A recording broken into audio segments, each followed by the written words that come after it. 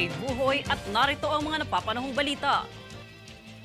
Nitong kamakailan lang ay muli na namang namahagi ng panibagong batch ng 100 pabahay ang National Housing Authority o NHA, kung saan ito ay para sa mga pamilyang kabilang naman sa tribo ng Subanen sa Lison Valley Tribal Village, Pagadian City, Zamboanga del Sur. Ang inisyatibong ito ay sa ilalim ng patuloy na hangarin ng ahensya na makapaghatid ng mga pabahay sa mga katutubo at tribo sa bansa. Ang pabahay na ito ay bahagi ng Housing Assistance Program for Indigenous Peoples ng NHA na layong makapagbigay ng mga disenteng tahanan sa mga katutubo.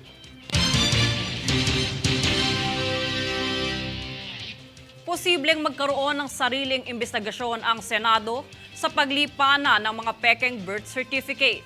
Para sa detalye, narito si Francis Riodique. Matatanda ang ibinunyag noong budget hearing sa Senado ng Philippine Statistics Authority o PSA na mahigit 300 peking birth certificate ang naitala. Ito ay ginamit para sa aplikasyon ng passport mula Enero hanggang Setyembre noong nakaraang taon. Ito ang nag-udyo kay Senator Sherwin Gatchalian na maghain ng Senate Resolution 1053. Sa ilalim nito ay posibleng imbestigahan ng Senado ang paglipana ng mga peking birth certificate sa bansa. Ayon kay Gatchalian, maaaring mga sindikato ang nasa likod ng paglaganap ng mga ito, pati na rin umano ang pag-abuso sa sistema ng late birth registration sa bansa. Kaugnay ito ng patuloy na investigasyon sa pagkakasangkot ni suspended Bamban Tarlac Mayor Alice Guo sa operasyon ng iligal na pogo sa kanilang lugar. Ito ay matapos madiskubre ang inconsistency ng birth certificate ni Guo. Kabilang din dito ang walang tala o datos ukol kay Amelia Leal na siyang nakasaad na ina ni Guo sa birth certificate. Kaya naman layon ng resolusyong inihain ni Gatchalian na maiwasan na ang mga dayuhang mamemeke nito para makaiwas sa batas ng immigration at makagawa ng krimen. Francis Riodique, nag-uulat para sa One Media Network.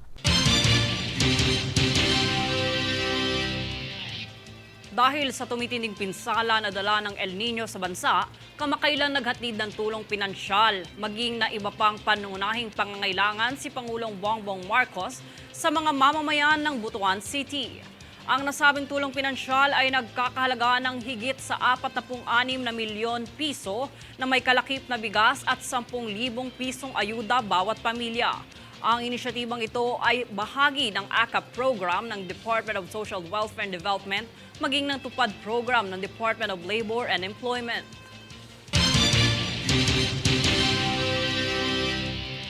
Kami ang boses ng pagbabago. Ako si Jade Buhoy at itong News Force. Sa ulo ng mga balita, DOH idineklara ang Code Blue Alert bunsod ng pagbaba ng kaso ng pertussis at tigdas.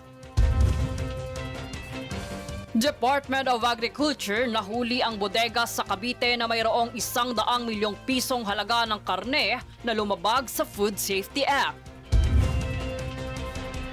MV Tutor lumubog na. Nawawalang Pinoy, bigo pa ring mahanap. Mahigit 20,000 na manggagawa sa NCR mawawalan ng trabaho kung maisasakatuparan ang ban ng pogo sa bansa. Philippine Paris-bound athlete suportado ng isang ice cream company. POC nilagdaan ang MOA para sa brand sponsorship ng mga atleta. December Avenue, idaraos ang ika-15 anibersaryo sa Agosto. Patas at pantay na balita, komprehensibong ulat para sa pulso ng masa. Ito ang News Force.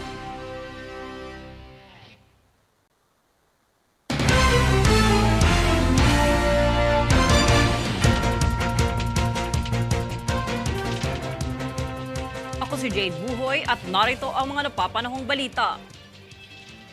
Inilunsad ng Korte Suprema kamakailan ang bagong website platform na Judiciary Integrity Email. Ito ay sa ilalim ng inilabas na Memorandum Order No. 72-2024 kung saan layo nitong bumuo ng isang partikular na channel upang maging sumbungan ng publiko sa katiwalian na kaugnay ng hustisya hukom at tauhan ng hukuman. Para sa mga nais sumangguni, mangyari lamang ipadala ang mensahe sa kanilang email upang maaksyonan ang mga insidente ng mga kinaukulang lumabag sa batas at mga etikang tuntunin.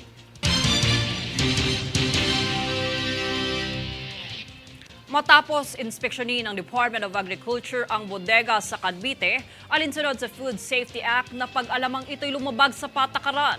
Ang dahilan, alamin mula sa ulat na ito.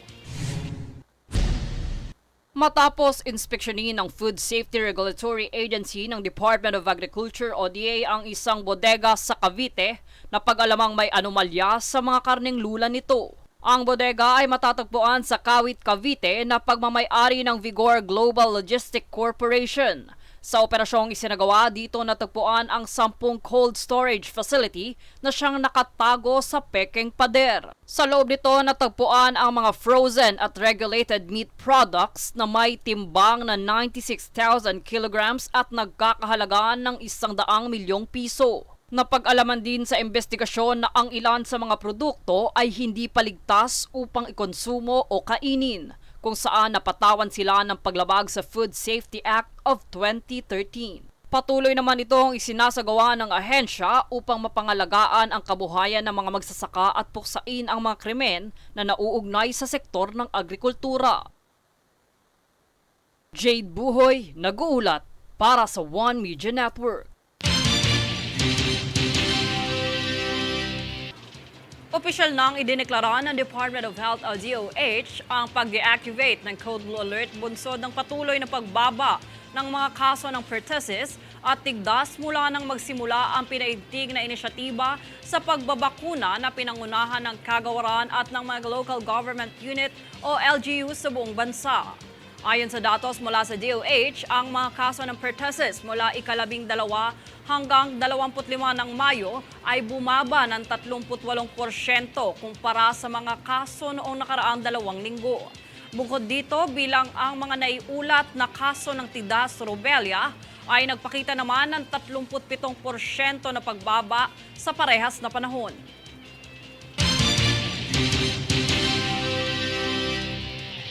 Kami ang boses ng pagbabago.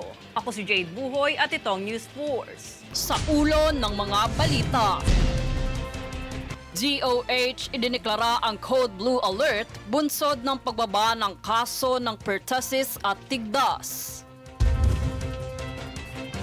Department of Agriculture nahuli ang bodega sa Cavite na mayroong 100 milyong pisong halaga ng karne na lumabag sa Food Safety Act. MV Tutor lumubog na. Nawawalang Pinoy, bigo pa ring mahanap.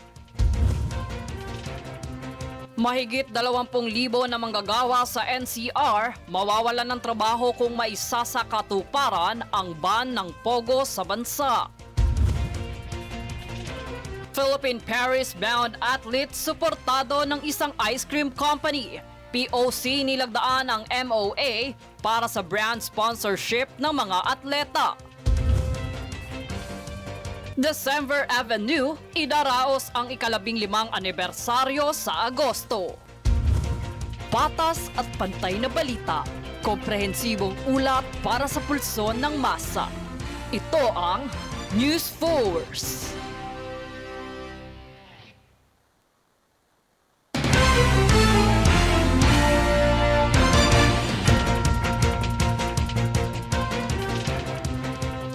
Ako si Jade Buhoy at narito ang mga napapanahong balita. Nasawi sa matinding init ang isang 37 taong gulang na Pinay pilgrim sa taunang Hajj o isang banal na paglalakbay na ginagawa ng mga Muslim sa Saudi Arabia. Ito ay ayon sa Philippine Embassy sa Riyadh kung saan bagamat na ibigay ang medikal na atensyon sa ospital sa Makkah, bigo pa rin ang Pinay na may salbang buhay. Mula pa sa Kanlurang Mindanao, ang Pinay at isang overseas Filipino worker na nakabase sa Saudi Arabia at hindi bahagi ng Hajj delegation na inorganisa ng National Commission on Muslim Filipinos.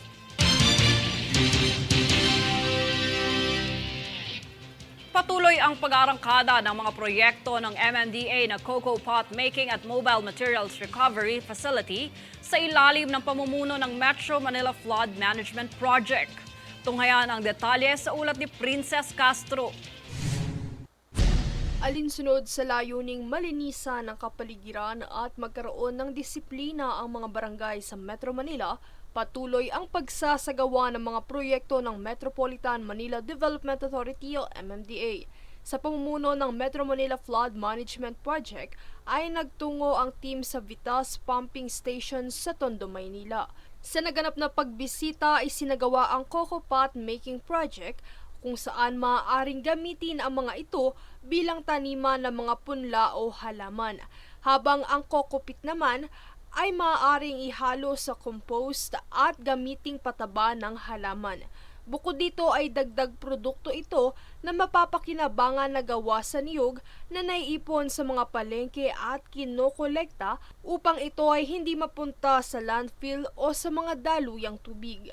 Sa iba pang proyekto, tuloy-tuloy rin ang pagtungo ng Mobile Materials Recovery Facility o MMRF sa mga barangay para sa Recyclable Small Palit Grocery Co Project. Sa nakaraang bayanihan sa barangay sa Tanyong, Malabon, nasa higit 500 kilo ang nakolektang recyclables, habang higit sa 2,000 piso naman ang halaga ng grocery items na naipalit ng mga residente. Ang mga proyektong ito ay para makatulong sa misyon na mabawasan ang kalat at basura sa Kamaynilaan. Princess Castro, nag-uulat para sa One Media Network. Inanunsyo ng bandang December Avenue nitong Miyerkules ang magaganap na live performance ito sa Mall of Asia Arena sa darating na ika-30 ng Agosto bilang pagunita sa ika-15 taon ng banda sa industriya ng OPM. Ang balita ay binahagi ng grupo sa kanilang social media account. Ayon sa post, ang ticket selling ay magsisimula ngayong paparating na weekend. Naging tanyag ang grupo sa mga nakanta nitong mga kanta, kabilang na ang Sangalan ng Pag-ibig, Huling Sandali, Bulong at marami pang iba. Kami ang boses ng pagbabago. Ako si Jade Buhoy at ito ang News Force. Sa ulo ng mga balita.